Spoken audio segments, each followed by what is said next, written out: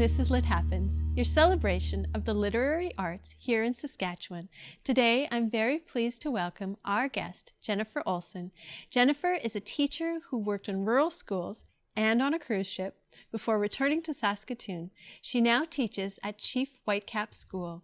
Her new book is How Do They Know Where We Should Go? Jennifer, welcome to the show. Thank you very much. Well, is this your first book, Jennifer? It is. And little birdie told me that this is your first time on television. Absolutely, yes. So it's quite exciting. Well, it's exciting. And you know what? It doesn't matter how many books authors have. They come in excited to show us a new book. So welcome to the show. You're in good hands here on Lit Happens. Great, thank you. So tell me first a little bit about you and what led you to want to be a writer. Well, it kind of started a long time ago when I just got out of university. I decided to take a non-traditional approach with my education degree and decided to sign up to go on to a cruise ship and traveled around and met some amazing people and saw some beautiful places in the world. And then I came back to Saskatchewan and I started working in rural Saskatchewan, and it was with great communities, which eventually led me back to Saskatoon. What I did notice, though, is in all of these different settings, whether it was on the sea or at different schools, there was this sense of nervousness for the first day. So I was talking to a bunch of my colleagues, and it just seemed to be a bit of a universal thing of people anxious, nervous, and just kind of having that feeling of unease of where they're going to go, who their teachers are going to be, if they're going to have friendships. And it kind of led to this project. And it was something that had kind of set in my brain for probably about a year. And then I just one day sat down and wrote the whole thing. And it was just kind of, it came out. And a lot of the inspiration came from my colleagues and the students that I had.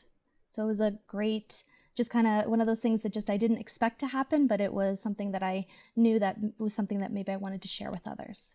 Well, and even today, you came into the studio with those big wide eyes again into a new place and without knowing where you were going. So yeah. we do this even as adults. We find ourselves in spaces that we're anxious about and a little nervous about. Yeah. Actually, inside of the book, the story is actually a bit of a whimsical book.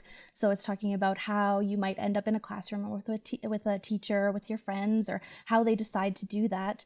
And at the back of the book, it actually has some strategies for families, for calming strategies for when you get into those situations, whether it's the beginning of the year, or if you're feeling nervous about a dance competition, a sporting event, going and doing something out of your comfort zone for the very first time. And it's something that can be universally used. Definitely. And I know for a fact that, anytime I can get a new strategy, it's wonderful to have. So, Jennifer, would you like to read to us a little bit of your book? I just want to point out that this is done by my illustrator. So she wanted, this is myself and this is her. So, so at the beginning of September, it is always the same. New shoes, new books, and a brand new grade. I am excited to see, I am wanting to know, into which classroom I will soon go. But how do principals and teachers decide? Is it magic or is it chance where I will reside? How do they know the perfect place I should be? How do they see the best place for me? And the rest of the book is different ways that you could imagine ending up in a classroom. Wonderful. And these are things that you know well, having been in many different classrooms Yes. yourself, finding these new classrooms. Now, when you think about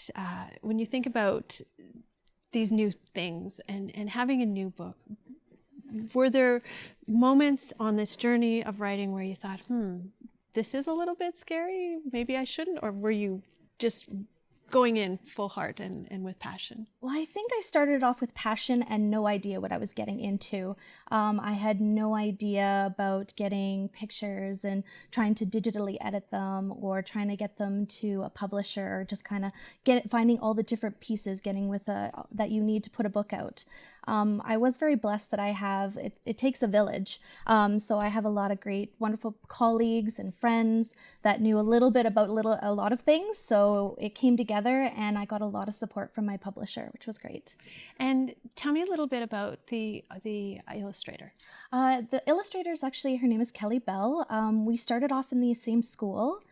She's actually a Saskatchewan an artist, and we were neighbors actually right across. And we were together for 5 years, and actually she put inside of here actually our 2 classrooms that were right across from each other. So right right here. So we would be down the hallway right across from each other. Oh, wonderful. Yeah, and then she was wonderful to go and just kind of bounce ideas off and just kind of bring it to life.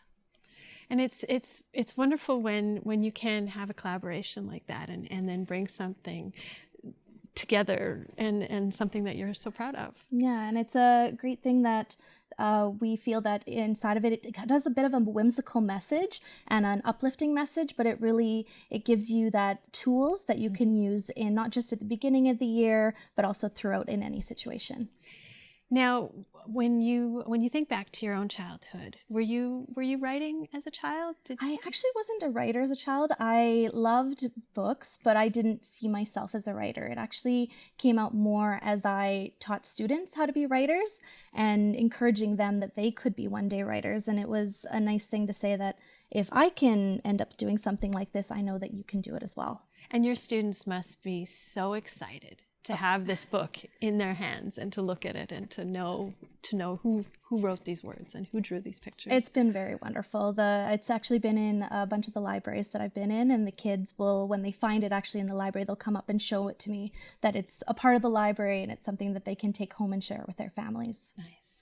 Now, are you working on other books? I actually am starting to think about another idea where I was thinking about writing a book about growth mindset and how you can use that inside of with friendship building and how you can use that to go and work through any problem through the power of yet. Nice. And you know, children, they have so many things coming at them from so many directions and so many things that can possibly cause them worry and anxiety. So it's always nice to know that someone's working on these gentle ways to give us these tools and these ideas to help. Yeah, anything that I can do to just kind of help them or give them a tool for their toolbox that they can carry through their life. So what are you, besides the children in your classroom, how are the audiences reacting to this book? It's actually been really wonderful. We did a book launch at my school and it was very well received, and it's been, the word of mouth has gone out. So it's growing steadily, but it's coming. So it's been very humbling. So. And where can people find your book? You can find it in any McNally and Indigo, and then all Kohl's stores in Saskatchewan. I've also put it onto Teachers Pay Teachers and made a companion document for teachers that can go along and has some lesson plans that you can do with it as you go through the first few weeks. Wonderful. So that's a good. It's got a bigger life than what's between the covers. Yes. Wonderful. Well, Jennifer, it's been a delight to talk to you today. We're out of time already. Thank you so much for having me. Thank you.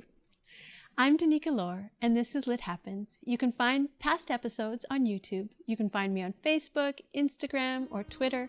And if you have an idea for a segment, please contact me at danicalorer@gmail.com.